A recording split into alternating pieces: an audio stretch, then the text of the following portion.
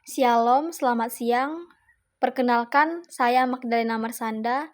Saya mahasiswa Sekolah Tinggi Agama Katolik Negeri Pontianak. Saya mahasiswa semester 1, Prodi PKK. Di sini saya akan mempresentasikan pertemuan dan merangkum pertemuan 1 di mata kuliah Ilmu Sosial Dasar. Di Ilmu Sosial Dasar ini, kami membahas tentang ilmu sosial dasar sendiri, yaitu adalah bidang yang mempelajari interaksi manusia dan masyarakat. Ini mencangkupi berbagai disiplin, seperti sosiologi, antropologi, psikologi sosial, dan ekonomi. Beberapa konsep kunci dalam ilmu sosial dasar meliputi interaksi sosial. Interaksi sosial ini bagaimana individu berinteraksi satu sama lain dalam konteks sosial. Yang kedua itu struktur sosial, yang dimana ini berarti pola organisasi dan hierarki dalam masyarakat, seperti kelas sosial, ras, dan gender.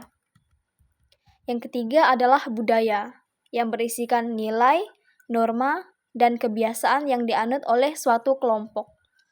Yang keempat itu perubahan sosial, proses di mana masyarakat berubah seiringnya waktu, baik secara perlahan maupun cepat.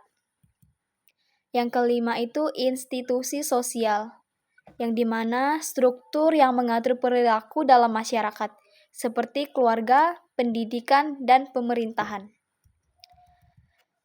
Ilmu sosial dasar juga sangat penting karena beberapa alasan. Yang pertama itu pemahaman masyarakat. Yang kedua itu kesadaran sosial. Yang ketiga, keterampilan berpikir kritis. Yang keempat, pengambilan keputusan. Yang kelima, interaksi antar budaya. Dan yang terakhir, pembangunan keterampilan sosial. Dengan memahami konsep-konsep dasar dalam ilmu sosial, kita dapat berkontribusi dengan baik pada masyarakat dan membangun lingkungan yang lebih inklusif dan adil. Ilmu sosial dasar juga memiliki beberapa fungsi penting, antara lain edukasi. Edukasi itu memberikan pengetahuan tentang struktur dan dinamika masyarakat, membantu individu memahami konteks sosial. Yang kedua itu ada analisis masalah sosial, membantu menganalisis isu-isu sosial seperti kemiskinan, diskriminasi, dan kekerasan, serta mencari solusi yang lebih relevan. Yang ketiga itu ada pembangunan keterampilan. Itu seperti mengembangkan keterampilan berpikir, komunikasi, dan kolaborasi yang penting dalam kehidupan sehari-hari.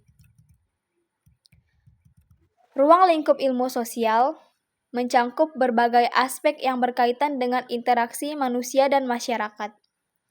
Beberapa area utama dalam lingkungan lingkupnya meliputi sosiologi. Dalam sosiologi ini mempelajari tentang struktur sosial, institusi, dan pola interaksi dalam masyarakat. Ada juga antropologi. Ini meliputi budaya, tradisi, dan evolusi manusia, serta hubungan antara manusia dan lingkungan. Ada psikologi sosial. Ini lebih fokus pada bagaimana individu dipengaruhi oleh kelompok dan interaksi sosial. Terus ada ekonomi. Ini lebih menganalisis perilaku ekonomi, individu dan masyarakat, serta dampaknya terhadap distribusi sumber daya.